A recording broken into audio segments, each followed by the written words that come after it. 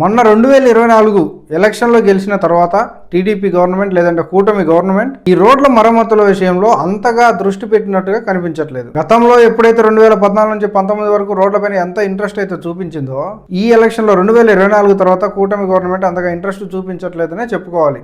ఎందుకంటే అనేక గ్రామాలలో ఎక్కడ చూసినా కూడా గుంతలమయం, ప్రజలు చాలా ఇబ్బందులు పడుతున్నారు. ప్రస్తుతం వర్షాకాలంలో అయితే మరీ అనేక ఇబ్బందులు పడుతూ వీడియోలు పెడుతూ ప్రతిపక్షాన్ని గెలుస్తున్నారు.